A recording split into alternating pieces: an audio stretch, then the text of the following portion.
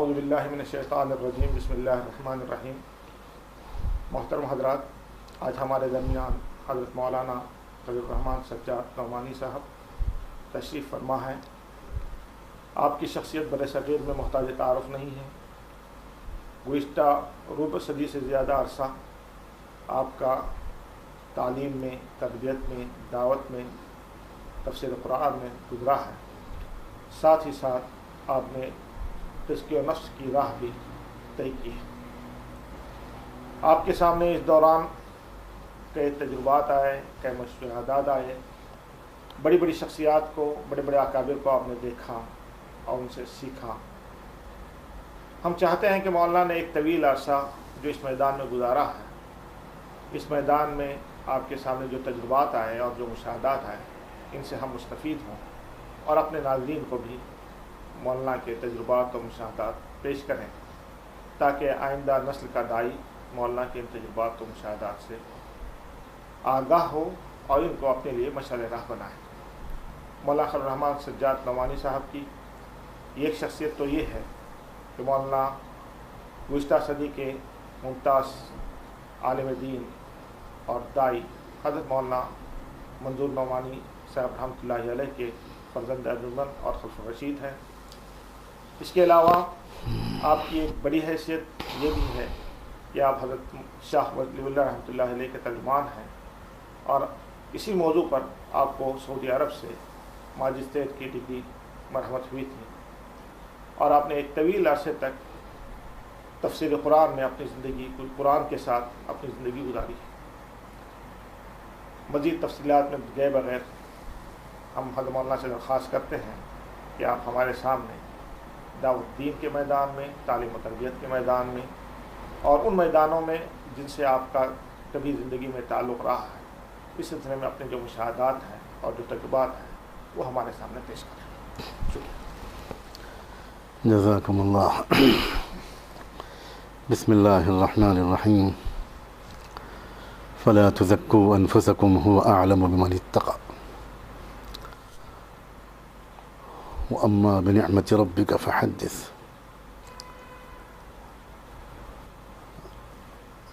بڑا نازک موضوع آپ نے چھیڑا ہے اس وقت۔ پلٹ کر جب میں اپنی پچھلی زندگی کی طرف دیکھتا ہوں تو مجھے جو حسرت اور ندامت ہوتی ہے وہ لفظوں میں بیان نہیں کی جا سکتی۔ جذبات سے بے قابو ہونے لگتا ہوں میں، اس لیے کہ جتنے مواقع قدرت نے مجھ کو عطا فرمائے، اللہ نے مجھے عطا فرمائے، اس دور انحطاط میں کم نوجوانوں کو، کم بچوں کو ایسے مواقع ملتے ہیں، لیکن میں نے اس سے وہ فائدہ نہیں اٹھایا جو مجھے اٹھانا چاہیے تھا۔ یہ اس پہلو سے مجھے بہت رنج و غم ہوتا ہے۔ اب سوائے اس کے کہ میں اللہ سے معافی مانگوں اور تلافی مافات کی کوشش میں بقیہ زندگی کا ایام گزاروں، اور کوئی چارہ نہیں۔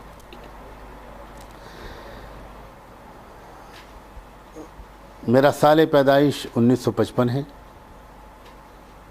اور تاریخ پیدائش گھر والوں کے بیان کے مطابق 15 اگست ہے، دن جمعہ کا، اور مکان وہ لکھنؤ کے امین آباد کے علاقے میں کچہری روڈ پر واقع مرکز والی مسجد سے متصل ایک چھوٹا سا 1.5 کمرے کا مکان، جس میں والد ماجد حضرت مولانا محمد منظور نعمانی رحمۃ اللہ علیہ خالص دینی ارادے سے اپنی دوسری ہجرت کر کے جب لکھنؤ پہنچے تھے تو وہاں متوطن ہوئے تھے، وہاں سکونت پذیر ہوئے تھے۔ والد ماجد رحمۃ اللہ علیہ کی زندگی میں درمیان میں ایک بات عرض کر دوں کہ ان کی پہلی ہجرت تھی اپنے وطن سنبھل سے بریلی کی طرف۔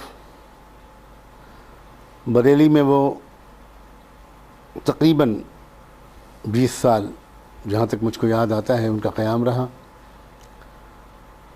ایک خاص مشن اور ایک پرخطر مگر نہایت ضروری مشن کے تحت انہوں نے بریلی میں قیام کا فیصلہ کیا تھا اور وہیں سے الفرقان رسالے کا اجرا کیا تھا۔ اس کے بعد ان کی دوسری ہجرت ہوئی سن 1946 میں لکھنؤ کی طرف، اور سن 55 میں میری پیدائش ہوئی۔ مجھے ابھی حضرت والد ماجد کا تفصیلی تذکرہ ابھی تھوڑا دیر کے بعد کرنا ہوگا۔ میں تو یہ عرض کرنا چاہ رہا ہوں پہلے کہ اسی مکان وہ مکان مرکز والی مسجد سے بالکل متصل تھا۔ باہر کے کمرے میں حضرت مولانا سید ابو الحسن علی ندوی رحمۃ اللہ علیہ رہا کرتے تھے، اور اندر کے مکان کے کمرے میں حضرت والد ماجد رہتے تھے۔ انہی دونوں عظیم ترین شخصیتوں کے گود میں مجھے پروان چڑھنے کا ایک تاریخی موقع ملا۔ میرے شعور مجھے بہت جلدی لوگ، میرے گھر کے بڑے بھائی اور بہن یہ کہتے ہیں کہ تمہاری جو مینٹل گروتھ تھی، جو ذہنی ارتقاء تھا، بہت جلدی تم شعور والے بچوں کی باتیں کرنے لگے تھے۔ اس کا ہمارے دوست احباب کچھ مذاق بھی اڑاتے تھے کہ میں اپنی عمر سے آگے کی باتیں کرتا تھا۔ تو مجھے سن 60 کی باتیں اچھی خاصی یاد ہیں، جبکہ میری عمر 5 سال کی بھی پوری نہیں ہوئی تھی، اور اس وقت سے وہ جو ماحول تھا جس میں اللہ تعالیٰ نے مجھے پیدا فرمایا، بہت کم بچوں کو اس دور انحطاط میں وہ ماحول ملتا ہوگا۔ وہ ماحول 3 شخصیتوں کے زیر اثر تھا بنیادی طور پر۔ سب سے پہلے میں اپنی والدہ ماجدہ کا ذکر کروں گا۔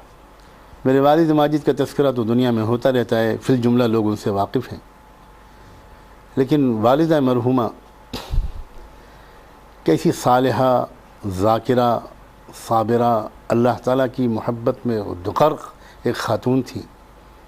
کثرت ذکر، کثرت تلاوت، سوز قلب، کبھی مجھ کو یاد نہیں ہے کہ نماز میں، تلاوت میں اور دعا میں ان کے آنسو بہہ نہ پڑے ہوں۔ سرسری نماز بالکل نہیں پڑھتی تھی، بہت اطمینان سے، بہت جی لگا کر، ڈوب کر نماز پڑھتی تھی۔ میرا ایک بھائی معذور تھا، بالکل بول نہیں سکتا تھا، اپنی کوئی بات کہہ نہیں سکتا تھا، کروٹ بھی نہیں لے سکتا تھا، سلمان اس کا نام تھا۔ عجیب بات ہے، ہم سب بھائی بہنوں میں سب سے زیادہ خوبصورت وہی تھا۔ ہماری والدہ ماجدہ والد ماجد کی انتہائی مشغول اور منہمک زندگی میں ان کی بھی خدمت کرتی تھیں، ہم بچوں کو بھی دیکھتی تھیں، بھائی بہنوں کو، اور اس معذور بچے کو بھی دیکھتی تھیں، اور مہمانوں کی کثرت ہوتی تھی، اس لیے کہ حضرت والد ماجد رحمۃ اللہ علیہ کے پاس روزانہ ظاہر ہے کہ بہت سے لوگ آتے تھے، اور چونکہ حضرت مولانا علی میاں رحمۃ اللہ علیہ کا بھی وہیں قیام تھا، تو وہ ایک ہی دسترخوان ہوتا تھا، دونوں حضرات کے مہمان ہوتے تھے۔ حضرت مولانا کے اپنے مکان سے بھی کھانا آتا تھا، لیکن عموماً ذمہ داری ہماری والدہ مرحومہ ہی اپنی محسوس کرتی تھی کہ ہمارا ہی گھر ہے یہاں، اور اسی گھر کے باہری کمرے میں وہ دسترخوان لگتا ہے روز، تو مہمان جتنے بھی ہوں، چاہے وہ 20 ہوں، چاہے وہ 50 ہوں، ذمہ داری میری ہے۔ میں حیرت سے یاد کرتا ہوں کہ کیسی برکت تھی ان کے وقت میں، کہ بہت لذیذ کھانا ور وقت وہ ان سارے معذور بھائی اور ہم سب بچوں اور والد ماجد کی خدمت کے ساتھ تیار کرتی تھی۔ مجھے کبھی یاد نہیں ہے کہ 2 منٹ کی تاخیر بھی ہوتی ہو۔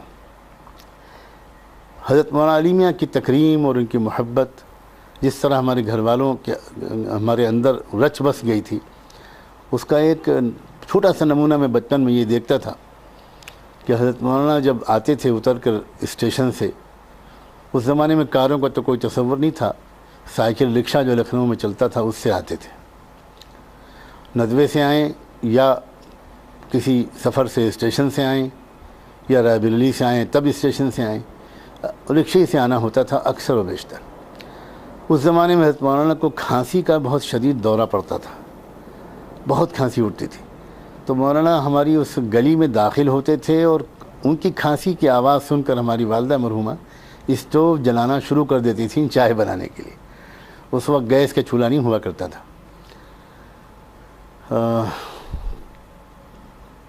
گویا مولانا مرکز میں اپنے کمرے تک آتے اور اس سے پہلے چائے تیار ہو کر ان تک پہنچ جانے کی کوشش ہوتی تھی۔ والدہ مرحومہ کی نمازیں، ان کی تلاوت، ان کی تہجد اور ان کا تعلق مع اللہ ایسا تھا کہ ایک اس کا رنگ، اس کا اثر ایسا پڑا تھا کہ جی نہیں مانتا تھا اس چھوٹی سی عمر میں بھی کہ کسی دن تہجد چھوٹ جائے۔ 6-7 سال کی عمر میں مجھے یاد ہے، اللہ تعالیٰ کا شکر ادا کرتے ہوئے عرض کرتا ہوں، اب اس وقت میں جتنا اہتمام کرتا ہوں اس سے کہیں زیادہ اہتمام اس وقت کرتا تھا۔ اور جس دن تہجد میں مجھے نہیں اٹھایا جاتا تھا میں احتجاجاً روزہ رکھتا تھا۔ گھر والے خوشامد کرتے تھے، میں کہتا تھا نہیں، میں نے روزے کی نیت کر لی ہے، میں کھاؤں گا نہیں، میں پیوں گا نہیں، آپ نے مجھے کیوں نہیں اٹھایا۔ والدہ ہی کا تذکرہ کرتا ہوں تو 2 واقعات ان کے سنانا چاہتا ہوں جس سے اندازہ ہوگا ان کے مزاج کا، بلکہ 3 واقعات۔ سفر حج سے جب وہ واپس گئیں اس وقت میں 13 سال کا تھا، تو چھوٹے چھوٹے سستے چیزیں، تحفے جو بہت ہی سستے ملتے ہوں گے وہ بچوں کے لیے لے کر گئیں۔ میں ان کا سب سے چھوٹا بیٹا تھا اور بہت چہیتا اور لاڈلا اپنے کو سمجھتا تھا، تو میں امید کر رہا تھا کہ میرے لیے کوئی بہت اہم چیز لائی ہوں گی۔ وہ سب کو چیزیں دیتی رہیں، مجھے کچھ نہیں دیا۔ تو میں نے ان سے پوچھا آخر میں کہ آپ امی میرے لیے کیا لائی ہیں؟ بلکہ ہم لوگ میرے نہیں بولتے تھے، لکھنؤ کی اردو میں اور میرے نہیں بولا جاتا، تو ہم نے ان سے یہ کہا ہوگا کہ ہمارے لیے کیا لائیں۔ تو انہوں نے مجھ سے کہا کہ تمہارے لیے بہت خاص چیز لائی ہوں، میں سب کے سامنے نہیں دوں گی، ٹھہر جاؤ، سب لوگ چلے جائیں، اس کے بعد۔ میں بڑا خوش ہوا اور مجھے خوب یاد ہے کہ میں 2 چیزوں کے بارے میں سوچتا رہا کہ یا تو پارکر پین لائی ہوں گی یا ایک اچھی سی گھڑی لائی ہوں گی، جو کسی کے پاس، میرے بھائی بہنوں کے پاس نہیں، اور میں کل کو دکھاؤں گا، یہ پین دکھاؤں گا، یہ گھڑی دکھاؤں گا۔ جب سب لوگ چلے گئے تو انہوں نے میں نے ان کو پھر یاد دلایا کہ لائیے وہ چیز، اللہ ان کے درجے بلند کرے۔ وہ مصلی پہ بیٹھی ہوئی تھیں، یہاں تک مجھ کو یاد آتا ہے، انہوں نے مجھے اسی پہ بٹھایا اور کہا کہ سنو، میں اس طرح کی کوئی چیز تمہارے لیے نہیں لائی،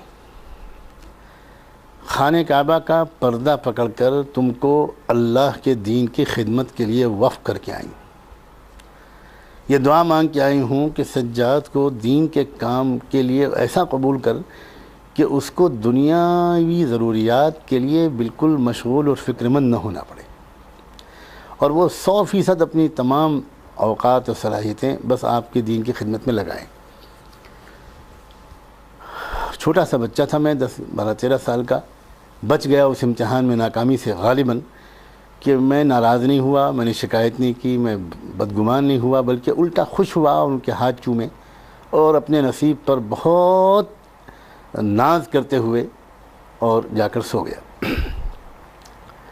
اس سے ان کے ذوق کا اندازہ ہوتا ہے کہ ان کا کیا ذوق تھا، کیا تمنائیں تھیں ان کی۔ دوسرا ایک واقعہ اور، جب ندوۃ العلماء میں میرا داخلہ ہوا تھا، میں اس وقت 9 سال کا تھا، اول عربی میں۔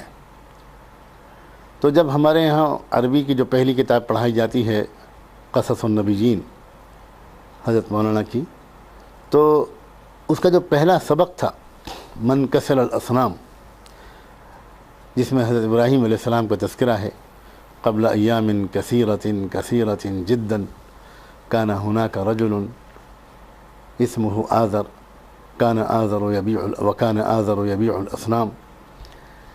تو اس میں حضرت ابراہیم علیہ السلام کو جو مشہور واقعہ ہے بت شکنی کا، وہ واقعہ اس سبق میں بڑے پیارے انداز سے حضرت مولانا نے بیان کیا ہے۔ میرا دل بڑا حساس ہے، بہت دور تک اثر لے لیتا ہے کسی بھی چھوٹی سی بات کا۔ تو بت کے توڑنے کی بات جب ذہن میں آئی تو میرے دل میں آیا کہ یہ کام تو مجھ کو بھی کرنا ہے جو حضرت ابراہیم نے کیا تھا، اور ہم لوگ جس ملک میں رہتے ہیں وہاں قدم قدم پر بت رکھے ہوئے ہیں، مندر ہیں۔ تو ایک عجیب سی تمنا میرے دل میں آئی، اور میں تفصیل میں تو شاید جانا مناسب نہیں ہوگا اس واقعے کا۔ میں مدرسے جاتے ہوئے میں نے ایک ایسی جگہ پر کا انتخاب کیا جس کے سامنے سے روز ہم کو گزرنا ہوتا تھا، اور ایک نشانہ لگا کر میں نے وہی کام کیا، اور اب بہت خوشی میں یہ منظر میں نے دیکھا کہ میرا نشانہ ٹھیک لگا، اور جس چیز کو میں توڑ دینا چاہتا تھا وہ ٹوٹ گئی، اور میں تیزی سے بھاگا۔ مجھے کسی نے دوڑایا مجھے پکڑنے کے لیے، لیکن میں بھاگ گیا۔ ندوے پہنچا، درجے میں شرکت کی، اسباق پڑھے، چھٹی ہوئی، گھر واپس آیا تو میں نے اپنی والدہ کو یہ واقعہ سنایا کہ آج میں نے یہ کام کیا۔ میں ڈر رہا تھا کہ شاید وہ مجھے تنبیہ کریں گی، ڈانٹیں گی، منع کریں گی، لیکن اس کے بالکل برعکس وہ اتنی سنجیدہ ہو گئیں کہ مجھے انہوں نے خوب پیار کیا، اور اسی وقت انہوں نے سجدے میں گریں اور دعائیں مانگیں، اور اس دعا میں انہوں نے یہ مانگا کہ اللہ میرے اس بیٹے سے اس ملک میں شرک اور کفر کے مٹانے اور توحید کے زندہ کرنے کا کام لے لے۔ اس سے بھی اندازہ ہوتا ہے کہ وہ ایک بھولی بھالی سیدھی سادی گھریلو تعلیم یافتہ خاتون تھیں، اور کیا ان کی تمنائیں تھیں، کیا ان کے جذبات تھے۔ تیسرا، اس موقع سے فائدہ اٹھا کر میں ان کا تذکرہ کرنا اپنے لیے باعث سعادت سمجھتا ہوں۔ یہ تیسرا واقعہ وہ بھی ترجمانی کرے گا ان کے مزاج کی۔ سن 1966 کی بات ہے، میں 11 سال کا تھا اس وقت، غالباً 26 اگست تھی جہاں تک مجھ کو یاد پڑتا ہے، یا 27 اگست۔ میں ندوے پہنچا تو وہاں جا کر یہ معلوم ہوا کہ عظیم داعی سید قطب شہید کو پھانسی دے دی گئی، اور انہیں جام شہادت پلا دیا گیا۔ مصر کی حکومت نے ان کو پھانسی کی سزا دے دی۔ ندوے میں ظاہر ہے کہ اس کا اثر تھا، چھٹی ہو گئی تھی، غم کا ماحول تھا۔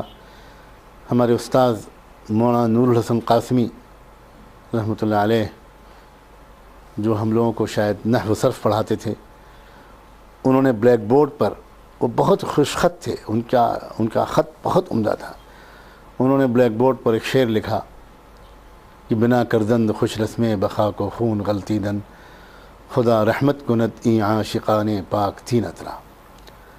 اور آنسو بھری آنکھوں سے انہوں نے ہم طلبہ کو یہ خبر سنائی، اور کہا کہ آج چھٹی کا اعلان کر دیا گیا ہے، جو بچوں جاؤ دعا کرو ان کے لیے۔ وہ بڑے عظیم داعی تھے، اور کچھ ان کے بارے میں کہا مختصراً۔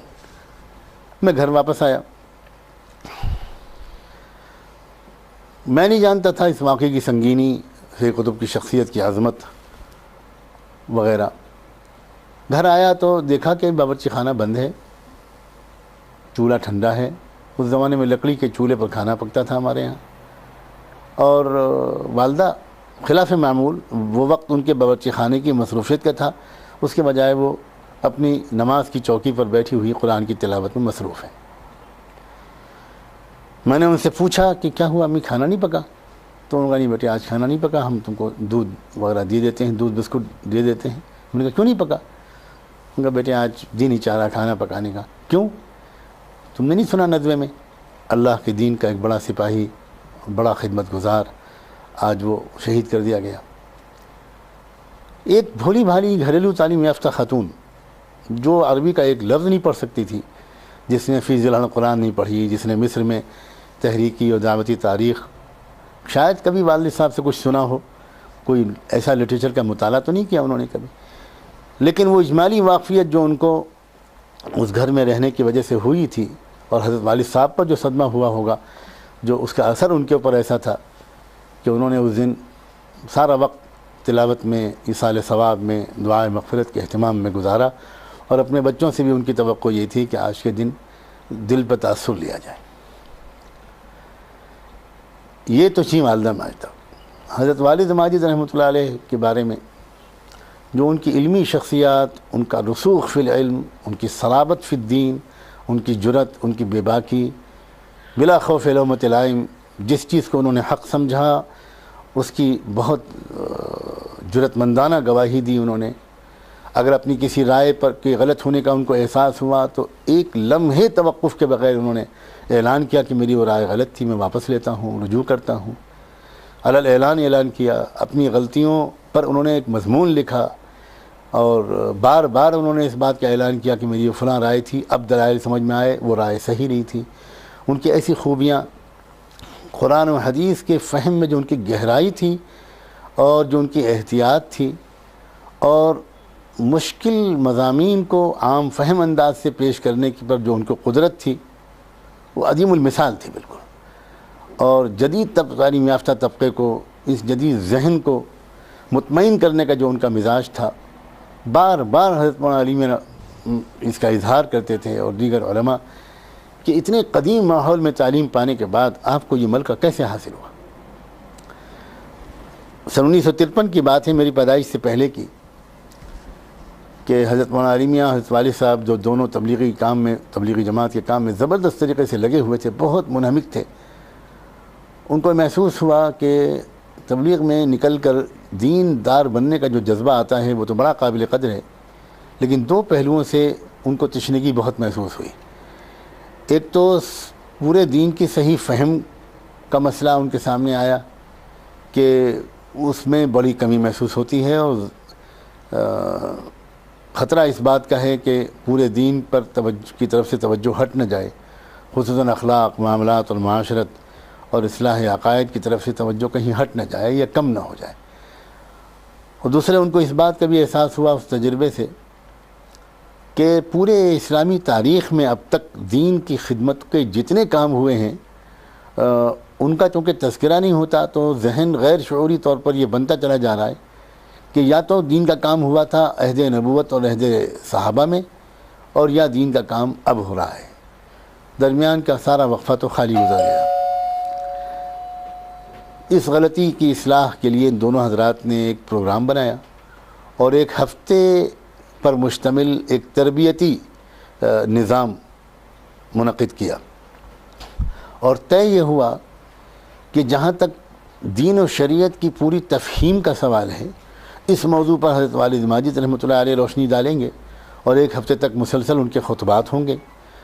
اور جہاں تک پوری اسلامی تاریخ میں دین کی تجدید و اصلاح اور امت میں دینی شعور بیدار کرنے اور وقت کے فتنوں اور حملوں کا دفاع کرنے کی جو کوششیں ہوئی ہیں، وہ کوششیں ان کوششوں پر روشنی ڈالیں گے حضرت مولانا علی میاں. چنانچہ اسی ایک ہفتے میں جو خطبات دیے تھے حضرت مولانا علی میاں نے، انہی کا سے بنا پڑی اس عظیم کتاب کی جس کا نام ہے تاریخ دعوت و عزیمت.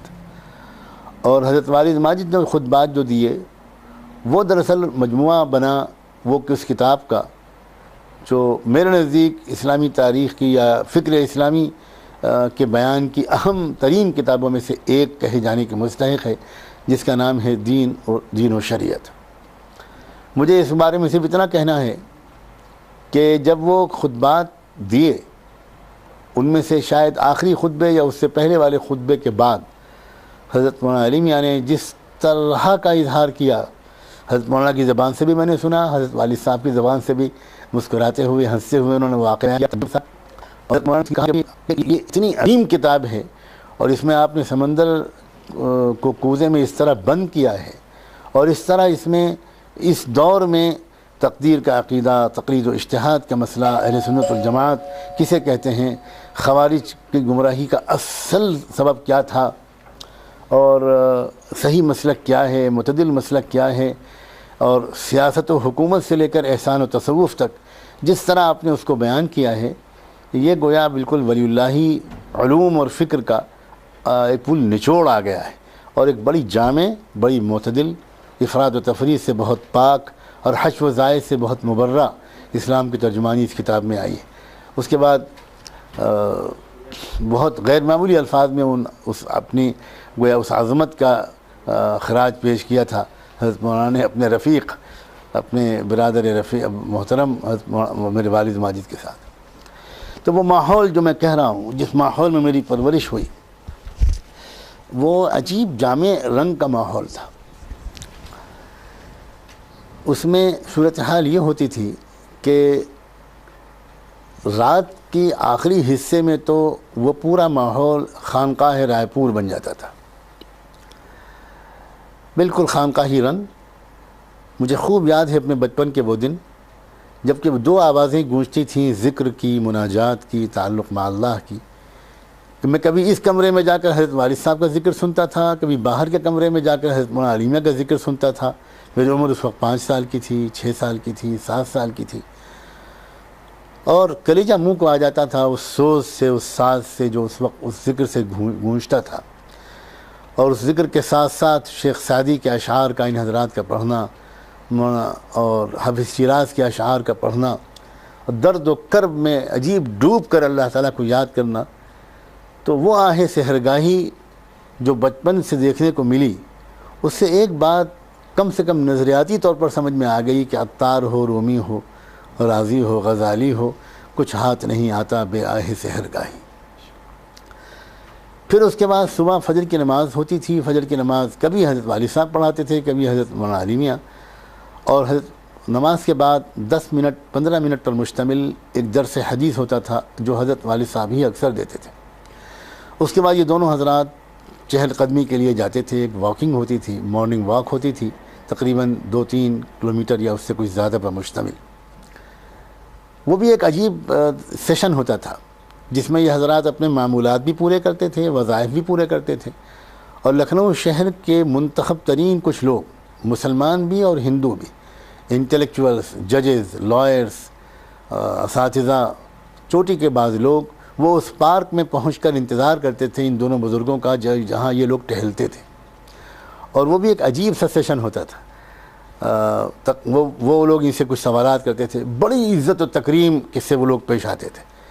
مسلمانوں کے علاوہ غیر مسلم جو اس وقت لوگ ہوتے تھے، مجھے یاد ہے گویا لکھنؤ ہائی کورٹ کے chief justice, Lucknow high court کے بعض ججز، اور لکھنؤ میں چونکہ سائنٹیفک ریسرچ کا بڑا ادارہ ہے، وہ اسی پارک کے بالکل سامنے ہے، تو اس کے ڈائریکٹرز سب اکثر ہندو ہوتے تھے. وہ لوگ انتظار کرتے تھے کہ یہ لوگ آئیں تو ان کو وہ سلام کریں، ان سے دعا کرائیں. اور کبھی کبھی وہ کچھ پوچھتے تھے ان سے. کبھی کوئی پوچھتا تھا کہ مجھے غصہ بہت آتا ہے حضرت مولانا صاحب، مجھے اپنے غصے کو کیسے کنٹرول کروں. کبھی کوئی کہتا تھا کہ میرے مزاج میں ضد بہت ہے، میں اپنی بات منوا کے چھوڑتا ہوں، کوئی بھی ریزنیبل بات ہو میری سمجھ میں نہیں آتی، میں اس کا کیا. جو یہ لوگ باقاعدہ بڑے محبت و شفقت سے، بہت نرم لہجے میں کتاب و سنت کا نچوڑ ان کے سامنے پیش کرتے تھے. وہ واپس آتے تھے، واپس ٹہل کر، اور اس کے بعد ایک ناشتے کی مجلس ہوتی تھی، ہلکا پھلکا سادہ سا ناشتہ. اسی میں اخبار دیکھتے تھے یہ لوگ، اور تازہ ترین ملی حالات اور کوئی ایسی خبر جس کا تعلق مسلمانوں سے ہو، ملک کی سلامتی سے ہو، اس پر یہ لوگ گفتگو کرتے تھے کہ 5-10 منٹ 15 منٹ. اور بس اس کے بعد اب وہی وہ مرکز کی مسجد، وہ کمرہ اور حضرت والد صاحب کا کمرہ، یہ ایک تصنیف و تحقیق کی اکیڈمی میں تبدیل ہو جایا کرتا تھا. اب دروازہ بند، اور بس کتابیں ہیں، مسودات ہیں، اوراق ہیں، رسائل ہیں، قلم ہے اور کاغذ ہے. اب تصنیف و تالیف میں یہ لوگ ڈوب جایا کرتے تھے. اس وقت کا ایک لطیفہ بھی مجھے یاد آ رہا ہے تاکہ بات بہت بھاری بھرکم اور سنجیدہ خالی نہ رہے. حضرت مولانا کسی کام کے مکمل کرنے کے لیے ارجنسی محسوس کر رہے تھے، تو اپنے خادم خاص آدمی، وہ ماشاءاللہ موجود ہیں امیر عبدالرزاق صاحب، ان سے حضرت مولانا نے کہا کہ بھئی دیکھو اس وقت کوئی بھی اگر آئے، بالکل قطعاً میں کسی سے نہیں ملوں گا، مجھے کام پورا کرنا ہے. پھر مولانا کے مزاج میں ظرافت تھی، تو اپنے خادم سے انہوں نے یہ کہا کہ ملک الموت اگر آ جائیں گے وہ تو تم سے پوچھیں گے نہیں، وہ تو میرے پاس یوں ہی آ جائیں گے. باقی اس کے علاوہ اگر جناب خضر بھی آ جائیں تو آنے مت دینا. یہ انہوں نے ظرافت میں کہا. چھٹی کا دن تھا، میں مدرسے میں نہیں تھا، وہیں موجود تھا. عجیب بات یہ ہوئی کہ تقریباً 1-1.5-2 گھنٹے کے بعد ایک صاحب سفید ریش، سادہ سے کپڑے پہنے، بھولے بھالے، ایک جھولا ہاتھ میں لیے آئے، اور انہوں نے اصرار کرنا شروع کیا کہ مجھے ملاقات کرا دو، مصافحہ کرا دیں. وہ بہت ان کی خوشامد کرتے رہے کہ حضرت نے منع فرمایا آپ انتظار کریں، آرام سے بیٹھیں، اس کے بعد جب حضرت نکلیں گے، کام بند ہوگا تو آپ سے ملاقات ہوگی، آپ یہیں ٹھہریں آپ بالکل. لیکن وہ بضد تھے کہ نہیں، ہم کو ابھی واپس جانا ہے. بس اچھا اتنا کریں کہ مصافحہ نہ کریں، خالی کھول دیں کمرہ، میں دروازہ کھول دیں، میں جب زیارت کر لوں، دیکھ لوں، بس پھر چلا جاؤں. جب انہوں نے اتنا اصرار کیا اور اس پر راضی رہنے کا اظہار کیا کہ دروازہ کھول دیں، صرف دیکھ کے چلا جاؤں گا، تو انہوں نے پوچھا اچھا بتائیں آپ کا نام کیا ہے؟ تو ان کا میرا نام خضر ہے. تو مجھے یاد ہے اس بری طرح ہنسی چھوٹی تھی ہم لوگ اپنے کو تھام نہیں پا رہے تھے. اور میں تو بچہ تھا, لوٹ پوٹ ہو گیا. میں نے کہا آ گئے خضر, آ گئے. اب وہ بیچارے بزرگ وہ حیران کہ یہ لوگ ہنس کیوں رہے. بہرحال جب دروازہ کھولا تو مولانا نے بڑے تعجب سے دیکھا تو یہ صاحب بیچارے سامنے کھڑے تھے. تو مولانا نے پوچھا کون ہے؟ تو عبدالرزاق صاحب بولے وہ خضر ہیں. تو مولانا بولے آ گئے؟ وہ آ ہی گئے آج. لا بھائی بلا یہ کہہ کے ان سے مضافہ کیا. تو وہ ماحول عجیب تھا. یعنی رات کی خانقاہ, صبح کی وہ تفریح, اور تفریح کے اندر بھی تربیت, شہر والوں کے استفادے کی ایک شکل, پھر دن بھر تصنیف و تحقیق, پھر دوپہر کا کھانا ساتھ میں, اور پھر اس کے بعد مختصر سا قیلولہ, اور پھر اس کے بعد دونوں تنہائی میں اپنے کمرے میں بند ہو جاتے تھے. وہ وقت ہوتا تھا ڈاک لکھنے کا, خطوط کے جوابات دینے کا, اور بقیہ تصنیفی کام کے پورا کرنے کا. عصر کی نماز تک یہ اس سے فارغ ہوتے تھے. عصر کی نماز کے بعد پھر ایک عام مجلس ہوتی تھی, بڑی شگفتہ, بڑی پرنور, اور بڑی رنگا رنگ. ہر طرح کے لوگ اس میں آتے تھے. شعراء, ادبا, ملی مسائل سے تعلق رکھنے والے لوگ, تبلیغی کام کے ذمہ داران, ان حضرات کے سے بیت و ارشاد کا تعلق رکھنے والے لوگ, عام ملنے والے, ندوے کے اساتذہ کرام, بعض سینئر طلباء. ایک بھری ہوئی مجلس ہوتی تھی جس میں مختلف علمی, دینی, روحانی, تزکیہ نفس کے مشتمل سیاسی اور ملی مسائل, حالات سے جڑی ہوئی خبریں. اس میں بڑے بڑے سیاسی لیڈران کا بھی آنا مجھے یاد ہے. جے پرکاش نارائن کا آنا, پنڈت سندر لال کا آنا. وہ وقت تو ایسا تھا کہ گویا مسلسل رابطہ رکھنا پڑتا تھا. رابطہ رکھتے تھے. پنڈت جواہر لال نہرو وغیرہ کے خطوط کا آنا, یا کچھ باتوں پر رہنمائی کا مانگنا, یا ان حضرات کا کسی موقع پر اظہار ناراضگی کرنا. اور شہید لال ساتھی ایک پسماندہ اقوام کے لیڈر تھے, وہ بھی ان کا آنا. وہ عصر بعد کی مجلس بڑی عجیب قسم کی ہوتی تھی. پھر مغرب کی نماز کے بعد اب جو عمومی مجلس وہ برخاست ہو جاتی تھی. تنہا جو لوگ وقت لے کر ان حضرات سے ملنا چاہتے تھے, وہ اپنے اپنے کچھ خاص مشورہ کرنا ہو تو اس کے لیے وقت ہوتا تھا. اور وہی وقت تبلیغی کام کے مشوروں کا بھی ہوتا تھا. اب گویا وہ وقت مرکز, ایک تبلیغی مرکز بن جاتا تھا. وہ یہی حضرات تبلیغی مشورے کرتے تھے. جماعتیں کی تشکیل ہوتی تھی, اور جماعتیں کہاں جائیں گی, کون سی جماعت آئیے کہاں ٹھہرے گی, بالکل وہ ہوتا تھا. تو بڑی ایک جامعیت والی زندگی جس میں دین کے مختلف شعبوں کے بارے میں وہاں پر یہ وسوسہ نہیں آتا تھا کہ یہ کوئی باہم متضاد شعبے ہیں, بلکہ مختلف شعبے. گویا ابھی ہم لوگ آپ کے یہاں اس ویڈیو کی لائبریری میں, اور اس میں جو آپ نے ابھی قاضی وحید الاسلام صاحب کا وہ کلپ دکھایا تھا, وہ اس میں قاضی صاحب کے جملے سننے کو مل رہے تھے کہ علماء کی ذمہ داری وہی ہے, اور ان کا وہی وسیع دائرہ کار ہے جو نبیوں کا ہوا کرتا تھا. تو بالکل اس کا بڑے کامل مصداق تھے یہ دونوں شخصیتیں, کہ بہت ہی ممکن حد تک اپنے ہر شعبے میں وہ خدمت انجام دینے کی کوشش کرتے تھے. اور پھر اس کے بعد عشاء کے بعد جلدی سو جانے کا معمول, جلدی فوراً عشاء کے بعد بس آرام کرنے کا معمول, تاکہ رات کے آخری حصے میں جلد از جلد اٹھ سکے. یہ اس ماحول میں پلنے والا بچہ, اس کو کیسا ہونا چاہیے تھا وہ تو آپ سب سمجھ سکتے ہیں کہ کتنا اس کو فائدہ اٹھانا چاہیے تھا. میں پورے شرمندگی کے ساتھ بلا کسی تکلف کے اعتراف کرتا ہوں کہ میں وہ استفادہ نہیں کر سکا جو مجھے کرنا چاہیے تھا. لیکن پھر بھی اللہ کا بڑا کرم ہے کہ میرا کوئی دوست نہیں تھا. اگر کوئی دوست تھا تو مولانا سلمان صاحب تھے, اور ان کے خالزاد بھائی احمد حسنی. اتفاق سے احمد کو آج ہی میں نے خواب میں بھی دیکھا, زمانے کے بعد. آج پتہ نہیں کیا بات ہوئی. ہم 3 گویا ساتھی تھے, ایک سال کا ہمارے درمیان عمر کا فرق تھا. ساتھ ہی پڑھنا, ساتھ ہی کھیلنا, کبھی کبھی ہمارے درمیان لڑائی بھی ہو جاتی تھی, اور وہ لڑائی کیا صلح صفائی بھی ہوتی تھی. وہ ہم لوگوں کی والدائیں ایک باقاعدہ راؤنڈ ٹیبل کانفرنس بلا کر ہم لوگوں کے درمیان صلح کراتی تھی, دوستی کراتی تھی. تو بڑا پیارا ماحول تھا, بہت عمدہ ماحول تھا, اس میں کوئی شک نہیں. پھر ندوۃ العلماء میں داخلہ ہوا.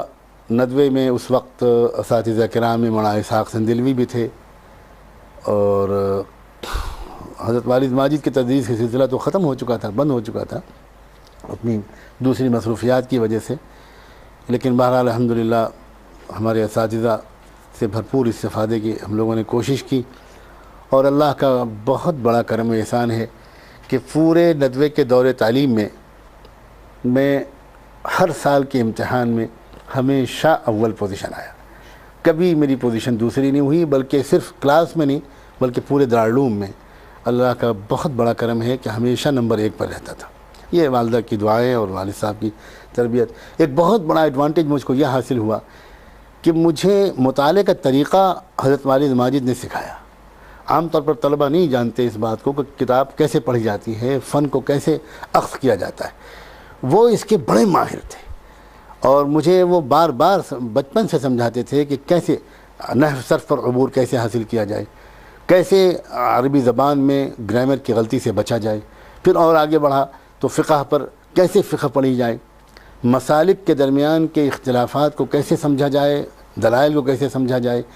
اکثر کتابیں خود بھی پڑھاتے تھے، ان کا کتاب پڑھانے کا ایک طریقہ ہوتا تھا کہ وہ کہہ دیا کرتے تھے کہ یہ کتاب کا فلاں باب اچھی طرح دیکھ لینا، میں تم سے پوچھوں گا۔ تو وہ بوجھ ڈالتے تھے تیاری کا طالب علم پر خود، جو پرانا طرز تدریس تھا۔ یہ نہیں کہ استاد لیکچر دیتا رہے، طالب علم چاہے سن رہا ہے چاہے نہیں سن رہا، یہ اس نے تو استعدادوں کو بہت پست کر دیا ہے۔ جو قدیم طرز تدریس تھا وہ یہ تھا کہ سارا سبق تیار کرنے کی ذمہ داری طالب علم کی ہوتی تھی، استاد اسسٹ کرتا تھا، مدد کرتا تھا، کریکٹ کرتا تھا، گائیڈ کرتا تھا۔ تو جو محنت پڑتی تھی وہ طالب علم پر پڑتی تھی۔ اس کی وجہ سے گویا خود اس عبارت کو سمجھنے اور اس کے اصل مضمون کو سمجھنے کی صلاحیت پیدا ہوتی تھی۔ اس طرح انہوں نے مجھے مشکات بھی پڑھائی، اسی طرح انہوں نے مجھے ترمذی شریف بھی پڑھائی، اسی طرح انہوں نے مجھے ہدایہ بھی پڑھائی۔ اور پڑھائی کا مطلب یہی ہے، یہ ایسا نہیں کہ روزانہ سبق پڑھاتے ہوں بیٹھ کے، بلکہ انہوں نے کسی بھی باب کے متعلق کسی دن اچانک کہتے تھے کہ میں کل دیکھوں گا، پرسوں دیکھوں گا، تم ذرا تیار ہو جانا۔ کبھی کبھی بغیر کسی پہلے سے بتائے ہوئے اچانک وہ کون سی کتاب چل رہی، کون سا باب چل رہا ہے، آؤ ادھر آؤ، پوچھ لیا کرتے تھے۔ ایک بڑا احسان ان کا یہ ہوا کہ انہوں نے مجھے درجہ چہارم عربی کے بعد سے اردو کتابوں کے پڑھنے سے سختی سے منع کر دیا۔ یہ آج عام طور پر لوگوں کی سمجھ میں بات نہیں آئے گی اس کی حکمت کیا ہے، لیکن جو اصل مصادر اور مراجع ہیں، ہمارے اصل مآخذ، وہ تو عربی ہی میں جہاں سے استناد ہو سکتا ہے۔ اگر طالب علم کی عادت شروع سے عربی زبان کی کتابوں کو پڑھنے کی اور سمجھنے کی نہ ہوئی، اور اصل ریفرنس بکس اور جو ریسورس جو یہاں سے بنتا ہے، اگر ان کو کنسلٹ کرنے کی عادت نہ پڑی تو زندگی بھر وہ اردو کے ترجمے اور شرح اور حاشیہ اور اسی سے کام چلاتا رہے گا۔ مجھے یاد ہے کہ میں ریاض الصالحین حدیث کی کتاب تھی، اس کا اردو ترجمہ پڑھ رہا تھا، زاد سفر، جو حضرت مولانا علیمیہ کی والدہ ماجدہ نے کیا تھا، اس کو پڑھ رہا تھا۔ انہوں نے اس کتاب کو پڑھتا ہوا دیکھ کر مجھے اتنے تعجب کا اظہار کیا اور ناراضگی کا اظہار کیا جیسے میں کوئی ناول پڑھ رہا ہوں۔ انہوں نے کہا کہ تم کس ذریعے پڑھتے ہو؟ میں نے کہا میں چہارم عربی میں پڑھتا ہوں۔ تم اردو کتاب پڑھ رہے ہو؟ چہارم میں اردو کتاب پڑھ رہے ہو؟ آج کے بعد سے تمہارے ہاتھ میں کوئی اردو کتاب نہ دیکھوں، کسی طرح کی کوئی اردو کتاب تم نہیں پڑھو گے۔ اللہ کا شکر ہے کہ میرے کتب خانے میں ساری کتابیں موجود ہیں، تم کو جو کتاب پڑھنی ہو مجھ سے پوچھو، کتاب میں نکال کے دوں گا، وہ کتاب پڑھو۔ نہیں ہوگی یہاں سے تو ندوے کے کتب خانے سے نکالو، لیکن عربی کے متون پڑھنے کی عادت ڈالو۔ اس کے برکت یہ ہوئی کہ میں نے کم عمری میں وہ کتابیں پڑھ لیں جو فارغ ہونے کے بعد جو علماء نہیں پڑھتے۔ مسلم شریف کی شروح پڑھ لی، بخاری کی شروح پڑھ لی، حالانکہ ہم نے ندوے میں بخاری نہیں پڑھی، لیکن فتح الباری میں پہلے ہی پڑھ چکا، عینی میں پہلے ہی پڑھ چکا۔ ایک اور چیز کا اللہ تعالیٰ نے بہت توفیق دی، معلوم نہیں کس کے کہنے پر وہ تحریک پیدا ہوئی تو مجھے یاد نہیں آ رہا، وہ یہ کہ میں اکثر کتابوں پر یا اکثر جو اہم سبجیکٹس تھے ان پر میں خود تصنیف کرتا تھا۔ مثلا جب شرح شذور الذہب پڑھی ندوے میں، عربی لغت کی ایک بہترین کتاب ہے قواعد کی، نحو کی، تو میں نے شواہد شرح شذور الذہب پر الگ کتاب لکھی کہ اس میں جتنے اشعار آئے ہیں اس میں کیا استشہاد کیا گیا ہے اور اس میں کیا مسالک بیان کیے گئے ہیں، وہ اس پر الگ ایک کتاب لکھنے کی کوشش کی۔ تفسیر جب ہماری شروع ہوئی تو ایک تو اللہ کے شکر ہے بڑی توفیق مجھے یہ ملی کہ میں استاذ کے درس کو لفظ بلفظ لکھتا تھا، اور یہ بھی ایک خاص بات تھی کہ وہ درس دیتے تھے اردو میں اور میں اس کو براہ راست لکھتا تھا عربی میں۔ اسی وقت عربی میں لکھتا چلا جاتا تھا تاکہ اس کی عربی کی بولنے اور لکھنے کی قدرت بڑھے. شاید یہ نیت رہی ہوگی. پھر کئی صورتوں کی تفسیر خود لکھی. اسی طرح منطق جب ہم لوگوں نے پڑھی تو منطق کی ایک شرح ہم نے خود لکھی. مختلف مشکات کے جتنے اختلافی مسائل ہیں ان اختلافی مسائل پر خود اپنی ایک کتاب لکھی اسی دولت علمی میں. جبکہ میری عمر اس وقت جب کہ میں یہ چیزیں پڑھ رہا تھا 14 سال 15 سال 16 سال تھی. میں سن 71 میں ندوے سے فارغ ہو گیا, یعنی 16 سال کی عمر میں. اور اس کے بعد حضرت مولانا علی میاں حضرت والی صاحب نے مشورے سے یہ طے کیا کہ مجھے اب مطالعہ کرنا چاہیے ان دونوں حضرات کی نگرانی میں اور استاد تفسیر حضرت مولانا اویس صاحب کی نگرانی میں. چنانچہ کچھ کتابیں حضرت والی صاحب نے مقرر کی, کچھ مولانا اویس صاحب نے اور کچھ حضرت مولانا نے کہ ان کتابوں کو پڑھو, اب ان کا مطالعہ کرو, پھر ہم برابر جائزہ لیتے رہیں گے. وہ سلسلہ کچھ دن جاری رہا, لیکن اس کے بعد کسی وجہ سے رائے ان حضرات کی بدلی. میرے انگریزی کے جو استاد تھے ان کا سخت اصرار تھا کہ ندوے کی 50 سالہ ان کی خدمات کے بعد انہیں کوئی طالب علم اب پہلا ایسا ملا ہے جو اچھی خاصی انگریزی کی شد بدھ رکھتا ہے, لہذا اس کو چلائیے انگریزی کی راہ پر. چنانچہ میرے لیے طے یہ ہوا کہ میں اب علی گڑھ مسلم یونیورسٹی سے ہائی اسکول انگلش اونلی کا امتحان لوں اور پھر اس کے بعد لکھنؤ یونیورسٹی میں فاضل ادب کروں اور پھر میں بی اے وغیرہ جوائن کروں اور آگے چل کے پھر میں ایم اے اور انگلش میں پی ایچ ڈی وغیرہ کروں تاکہ میں انگریزی کے بولنے اور لکھنے پر قادر ہوں. سخت ضرورت کا احساس تھا ان حضرات کو کہ ایسے علماء کی تیاری کی شدید ضرورت ہے جن کو انگریزی پہ کمانڈ ہو. تو وہاں سے میرا ٹریک بدلا اور میں نے پھر ہائی اسکول کا امتحان دیا, پھر اس کے بعد لکھنؤ یونیورسٹی کے فاضل ادب میں داخلہ ہوا. اس بیچ میں تقریباً 10 مہینے دارالعلوم دیوبند میں رہا. یہ میں کہنا بھول گیا, حضرت والد ماجد نے مجھے دارالعلوم دیوبند بھیجا اور میری زندگی کے بڑے اچھے دن تھے جو وہاں بھی گزرے. بڑا خوش نصیب ہوں میں کہ ندوے سے استفادے کے بعد دارالعلوم دیوبند سے بھی استفادے کا موقع ملا. اور ان دنوں میں ہر جمعرات کو یا جمعے کو مفتی محمود صاحب رحمۃ اللہ علیہ کے ساتھ سہارنپور جاتا تھا. حضرت شیخ کے ہاں شام تک میرا وقت گزرتا تھا, پھر واپسی ہوتی تھی. بہرحال اس کے بعد میں وہاں سے آیا فارغ ہو کر, تو دوبارہ دیوبند جانے کے بجائے مجھے پھر اسلامی یونیورسٹی آف مدینہ بھیج دیا گیا. جامعہ اسلامیہ مدینہ منورہ میں داخلہ مل گیا. عجیب و غریب اس کی بھی کہانی ہے, میں کہاں تک ان جزیات میں پڑھوں کہ کس طرح مجھے وہاں سے بلاوا آ گیا اور میں کس طرح اچانک بغیر اپنی کوئی خاص کوشش کے بلکہ شاید سابقہ اطلاع کے بغیر مجھے وہاں داخلہ مل گیا. وہ عجیب کہانی ہے, لیکن اس کا ایک بہت بڑا فائدہ یہ ہوا کہ مجھے تقریباً 8 ساڑھے 8 سال پونے 9 سال مدینہ منورہ میں گزارنے کا موقع ملا, عالم اسلام کو دیکھنے کا موقع ملا اور پوری امت کو جو حج اور عمرے میں آتی ہے اس کو دیکھنے کا موقع ملا. اور مختلف ملکوں کے طلباء ہماری جامعہ میں تھے, اساتذہ تھے. بہت تجربے وسیع ہوئے, برادری وسیع ہوئی اور پوری امت کے حالات کو سمجھنے کا موقع ملا. ایک پہلو دعوتی اور دینی نقطہ نظر سے بہت قابل ذکر ہوگا کہ جس سال میں مدینہ منورہ پہنچا ہوں وہ سال تھا جب عرب اسرائیل کی آخری جنگ ہوئی ہے. 71 کی جو جنگ ہوئی ہے آخری, اس کے چند دنوں کے بعد میں آیا تھا. تو اس جنگ کا جو تذکرہ, اس کا جو تاثر ہندوستانی مسلمانوں پر تھا اور وہاں جو سما بندھا ہوا تھا, اس کی وجہ سے میرا خیال یہ تھا کہ یہاں مدینہ میں تو ماتم ہو رہا ہوگا, لوگ غمگین ہوں گے, متفکر ہوں گے, ہر طرف وہی موضوع گفتگو ہوگا. اور میں اس زمانے میں محاذ جنگ کی تفصیلات جاننے کا بڑا شوق رکھتا تھا. وہ انٹرنیٹ وغیرہ کا زمانہ تو تھا نہیں, لیکن میں جو انگریزی اخبارات مل سکتے تھے, جو ذرائع ہو سکتے تھے, ان سے میں خبریں کلیکٹ کرتا تھا, مضامین لکھتا بھی تھا. تو میں یہ سمجھ کر یہاں آیا اور میرے ہم مزاج ہم عمر کچھ ساتھیوں نے کہا بھی کہ پل پل کی وہاں سے خبریں بھیجتے رہنا. ہم نے لکھنؤ میں 2-3 لوگوں نے 4 لوگوں نے مل کر ایک اردو کا رسالہ بھی نکالا تھا, ایک ڈائجسٹ. تو لوگوں نے وہاں سے یہ بھی پیغام دیا کہ بہت اچھا موقع ہے, ہر مہینے وہاں سے اپڈیٹ کرتے رہیں, تازہ ترین خبریں بھیجتے رہیں کہ کیا ہو رہا ہے. یہاں جو میں پہنچا سعودیہ میں تو بس میں بیان نہیں کر سکتا کہ میرے پر کیا تاثر ہوا. مجھے ایسا لگا جیسے ہم لوگوں نے جغرافیہ غلط پڑھا تھا. فلسطین وغیرہ تو کہیں ہندوستان پاکستان کے قریب ہے اور شاید یہاں سے بہت دور ہے.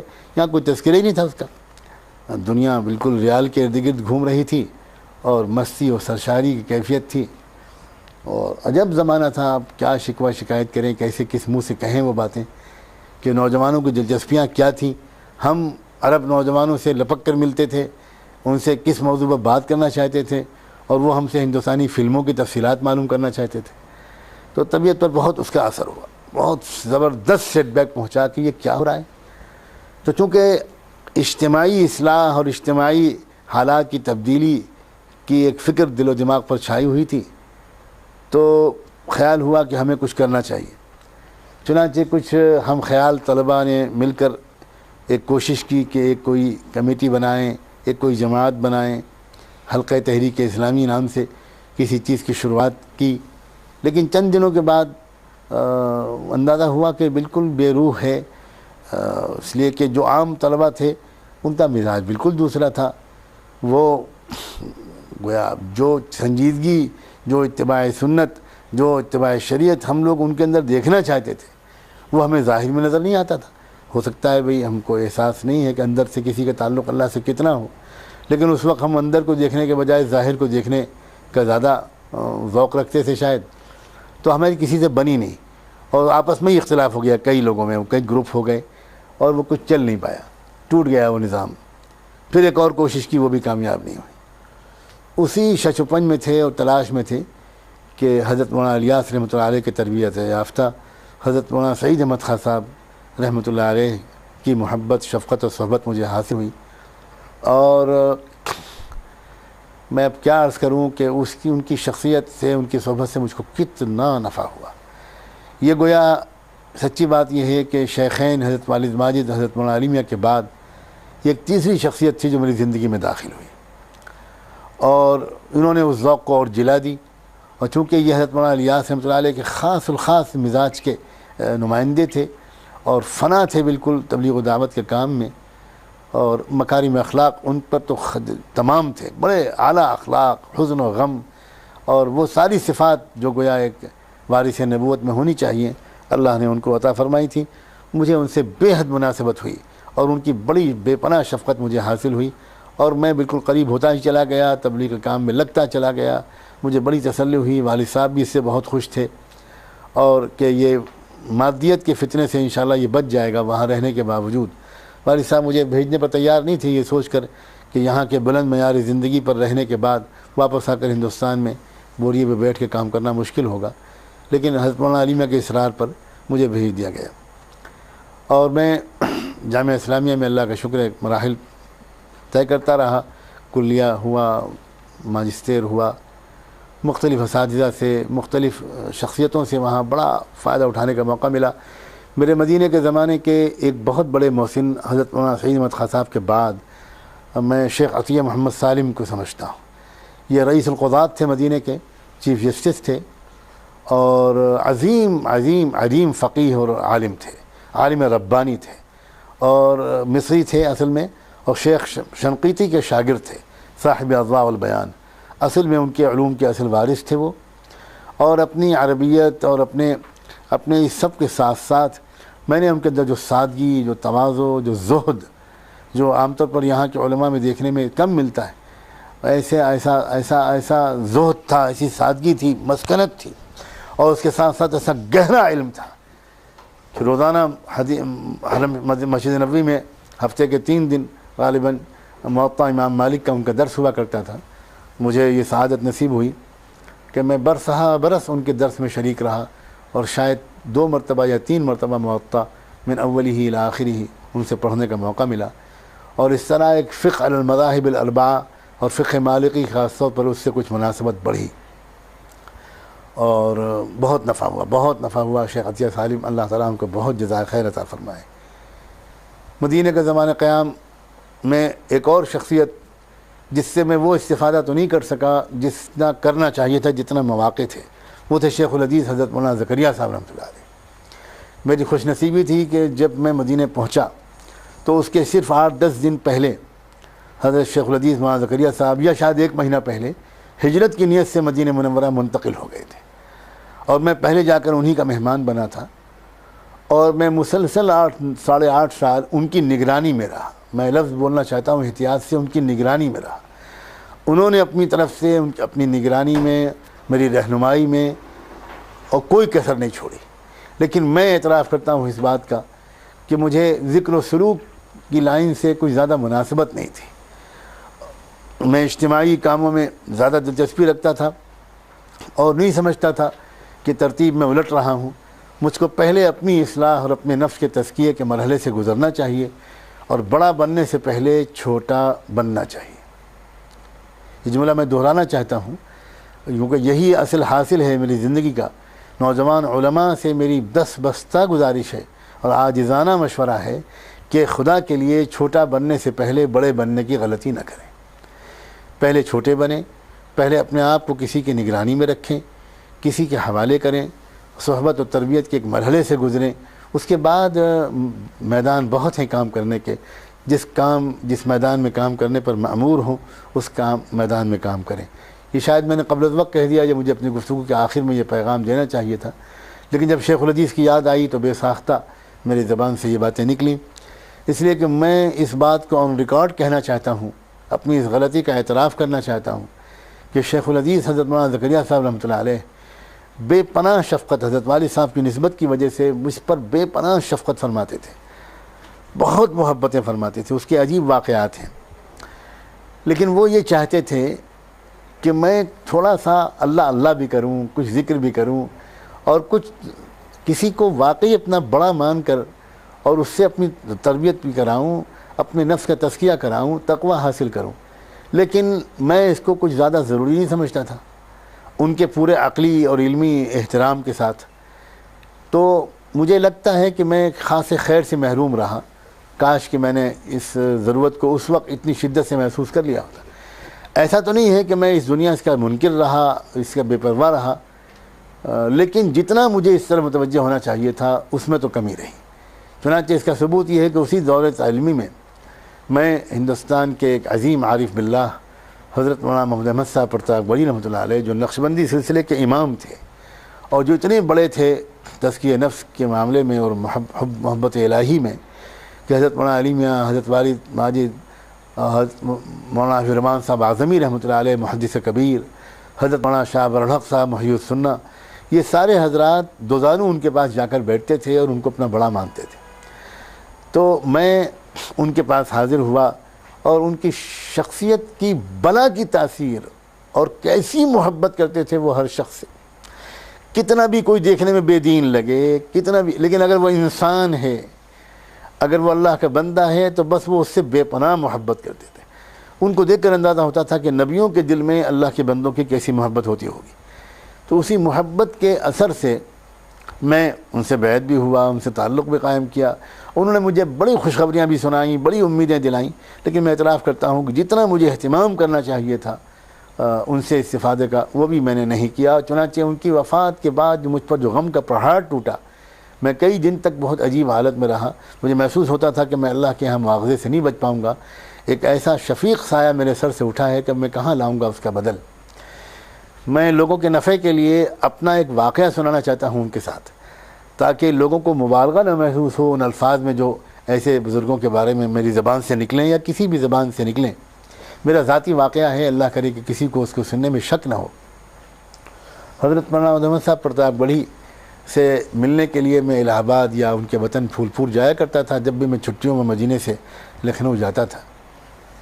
ایک مرتبہ کا واقعہ ہے کہ مدینے میں ایک ندوی نوجوان فاضل جو ہمارے ساتھ پڑھتے تھے اسی سال مدینے میں آ کر داخل ہوئے تھے مجھ سے، تو میں تو کئی سال پہلے داخل ہو چکا تھا. حضرت شاہ وسیع اللہ صاحب رحمۃ اللہ علیہ کے نواسے مولانا قمر الزماں کے صاحبزادے مولوی سعید احمد ندوی، اب شاید جو آج کل بحرین میں ہے ایک زمانے سے، وہ میرے پاس ٹھہرے ہوئے تھے، لکھنؤ آئے ہوئے تھے اور ان کو الہ آباد جانا تھا. تو صبح فجر کی نماز سے پہلے میں ان کو چائے ناشتہ کرا رہا تھا تاکہ فجر بعد کی ٹرین سے وہ ان کو الہ آباد چلے جائیں. وہ انہوں نے اچانک مجھ سے کہا کہ سجاد بھائی آپ بھی میرے چلیں الہ آباد، آپ تو الہ آباد جانا چاہتے ہیں، جاتے رہتے ہیں، میں جا رہا ہوں اکیلا ہوں، چلیے آپ بھی چلیے، حضرت سے ملاقات ہو جائے گی. میں نے کہا بہت اچھا. میں حضرت والد صاحب سے میں نے اجازت لی اور ان کا شوق سے جاؤ. اچانک بغیر کسی اطلاع کے ہم دونوں روانہ ہو گئے. وہاں جب ہم الہ آباد پہنچے تو پہلے وہ ان کے گھر گئے تو اسی رکشے پہ بیٹھ کے میں بھی ان کے ساتھ ان کے گھر گیا، اور یہ انہوں نے کہا کہ یہاں پہلے اتر جائیں، غسل وغیرہ کر لیں، کپڑے بدل لیں، پھر حضرت کے پاس چلتے ہیں۔ میں نے کہا بہت مناسب ہے۔ لیکن وہاں جب میں پہنچا، اترنے لگا رکشے سے، تو ان کے چھوٹے بھائی دروازے ہی پر مل گئے، وہ بھی ندوی فاضل ہیں، مولوی عزیز۔ انہوں نے مجھ سے یہ کہا کہ آپ یہاں پہنچ گئے سجاد بھائی، حضرت مولانا محمد صاحب تو صبح سے آپ کا انتظار کر رہے ہیں۔ میں حیران رہ گیا، وہ زمانہ موبائل کا نہیں تھا، تو میں نے کہا کہ نہیں، ہو ہی نہیں سکتا کہ ان کو اطلاع ہو، میں نے تو کسی کو خبر بھی نہیں کی ہے، میں تو اچانک چل دیا۔ انہوں نے کہا کہ میں وہیں سے آ رہا ہوں، کئی گھنٹے وہیں تھا، حضرت نے ابھی تک شاید صبح سے چائے بھی نہیں پی ہے، سارے مہمانوں کو انہوں نے چائے وائے پلوا دی ہے، بڑا اہتمام کر رہے ہیں، بڑے خوش نظر آ رہے ہیں، اور یہ بچھاؤ اور وہ بچھاؤ، وہ چادر بچھاؤ، سجاد آ رہے ہیں، مولانا سجاد آ رہے ہیں۔ میں حیران رہ گیا، میں نے کہا اچھا بھائی اگر یہ بات ہے تو میں جا رہا ہوں۔ پھر میں نہیں اترا، میں وہاں سے فوراً بھاگا اور ان کے یہاں پہنچا۔ واقعی یہ بات صحیح نکلی ہے، جس طرح حضرت نے مجھے گلے سے لگایا اور چمٹایا، اور اس کے بعد ایک خاص لئے میں وہ آیت پڑھی جو آج تک میرے کانوں میں گونج رہی ہے، انی لاجد ریح یوسف، اور اپنے ساتھیوں سے کہا کہ دیکھو میں کہہ نہیں رہا تھا۔ اس وقت مجھ کو اندازہ ہوا کہ فراست مومن کیا چیز ہوتی ہے، اور دل کو دل سے راہ ہوتی ہے کہ کیسی محبت ان کو تھی، صرف مجھ سے نہیں، میں پوری گواہی احتیاط کے ساتھ گواہی دیتا ہوں کہ ہر شخص کے ساتھ وہ ایسی محبت سے پیش آتے تھے۔ تو لیکن پھر بھی میں ان سے وہ فائدہ نہ جو مجھے اٹھانا چاہیے تھا۔ اس کے بعد مجھے پر بڑا اثر تھا کہ میں اب کیا کروں۔ اس کے بعد مجھے ایک اور مرد دانا ملا۔ میں ساری زندگی تلاش میں رہتا ہوں کہ کوئی شخص ملے، اللہ کا نیک بندہ، صالح بندہ، میں اس کے زیر سایہ رہوں، اسے سیکھتا رہوں، آخر دم تک خوب سے خوب تر کی تلاش، اللہ کرے ہم سب کا مزاج بن جائے۔ اس کے بعد اچانک ایک واقعہ پیش آیا، ایک صاحب نے مجھے ایک کتاب لا کر دی، ایک کتاب لا کر دی جس کتاب کا نام تھا اب بھی نہ جاگے تو۔ اس کتاب کو میں نے پڑھا۔ یہ وہ زمانہ ہے جب کہ ہندوستان میں ہندو فرقہ پرست طاقتوں کا حملہ، ان کا تشدد، ان کی دہشت گردی بہت شباب پر ہے، بہت پہنچ رہی ہے۔ 90s کی بات ہے، یہ 91 کی۔ بہت شدت سے ان کی تحریک آگے بڑھ رہی تھی، یاترا نکل رہی تھی، بابری مسجد نشانہ تھا، اور بابری مسجد خالی نشانہ نہیں تھا بلکہ دراصل ملک کا پورا ایک نظام بدلنا ان کے نزدیک ان کا اصل ہدف تھا۔ تو میرے دل میں رہ کر خیال آتا تھا کہ ان ہندوؤں کے سامنے، ان غیر مسلم لوگوں کے سامنے اللہ کے پیغام کا پہنچانا یہ بھی تو ہمارا فرض ہے۔ ہم جب تک اللہ کے دین کی طرف ان کو نہیں بلائیں گے، کیسے ان پر حجت تمام ہوگی؟ تو اس کتاب کو پڑھ کر مجھے ایسا لگا کہ جیسے مجھے کوئی شخص ایسا ملنے والا ہے جو اس راستے میں چل رہا ہے اور میں بھی اس کے ساتھ پیچھے پیچھے چل سکتا ہوں۔ ان کا نام تھا مولانا شمس نوید عثمانی، دیوبند کے مشہور عثمانی خاندان کے ایک فرد، جس کے حضرت مولانا شبیر احمد عثمانی ہوا کرتے تھے۔ ان کے یہ اسی خاندان کے چشم و چراغ تھے۔ چنانچہ میں پھر ان سے میرا رابطہ ہوا اور میں ان کے پاس میرا آنا جانا شروع ہوا۔ ان کے درد و سوز، ان کا اتباع سنت، ان کے اخلاق، ان کا رقت قلب، اور ان کا ہندوؤں کی مذہبی کتابوں پر عبور اور سنسکرت وغیرہ پر عبور۔ انہوں نے بڑی محنت سے سنسکرت پڑھی تھی، اور وہ ان کتابوں کو بہت گہرائی سے ان کا مطالعہ کرتے تھے۔ اس کے نتیجے میں ان کے یہاں سے مجھے کچھ ایسی علمی راہ ملی جس سے مجھے اندازہ ہوا کہ میں گویا ان غیر مسلم ان ہندوستان کے ہندوؤں کو پر حجت قائم کرنے میں بھی کچھ کام کر سکتا ہوں۔ چنانچہ میں نے بھی پھر لگ کر اپنی بساط کے مطابق، ہندی تو میں نے تھوڑی سی پہلے ہی پڑھ رکھی تھی، پھر سنسکرت بھی پڑھی، اور پھر میں ان کے ساتھ لگ گیا۔ اور میرا ذوق ایسا ہو گیا کہ میرا دن رات اوڑھنا بچھونا میں نے اور کاموں کو دوسروں کے حوالے کیا، اور میں برادران وطن کو دعوت دینے کے کام میں کود پڑا، اور ایسی انہماک سے کودا کہ چند سال تو میرا یہ حال تھا کہ جب تک دن بھر میں 20 30 40 50 لوگوں سے بات نہیں کر لیتا تھا، مجھے چین نہیں پڑتی تھی۔ اس زمانے کے تجربات ایک ضخیم جلد میں لکھے جانے کے لائق ہیں۔ کیا اس زمانے کے تجربات ہوئے؟ ایک بات کا تو اندازہ یہ ہوا کہ بہت بڑی غلطی ہم لوگوں سے ہو رہی ہے کہ ہم دنیا کے تمام اقوام عالم کے تمام افراد سے نفرت کر رہے ہیں اور ان کے لیے بد دعا کر رہے ہیں. شاید اسی لیے اللہ تعالیٰ کی طرف سے ہمارے لیے مدد نہیں آ رہی. یہ غیر پیغمبرانہ طریقہ ہے، غیر نبوی طریقہ ہے. انبیاء علیہ السلام خصوصاً رحمت دو عالم سیدنا محمد رسول اللہ صلی اللہ علیہ وآلہ وسلم کے دل میں کسی بھی کافر اور غیر مسلم کو دیکھ کر غصہ اور نفرت نہیں پیدا ہوتی تھی، بلکہ شفقت اور پیار اور حزن و غم اور اس بات کا ایک درد کہ اللہ کا بندہ کسی طرح عذاب الہی سے بچ جائے، کفر و شرک سے چھٹکارا پا جائے. تو وہ شفقت اور پیار کی کیفیت اور وہ حزن و غم کی کیفیت ہمارے دل میں نہیں پیدا ہو رہی. پوری دنیا کے لوگوں سے ہم ہر اگلے دن نفرت زیادہ کرتے چلے جا رہے ہیں. یہ غیر نبوی طریقہ ہے.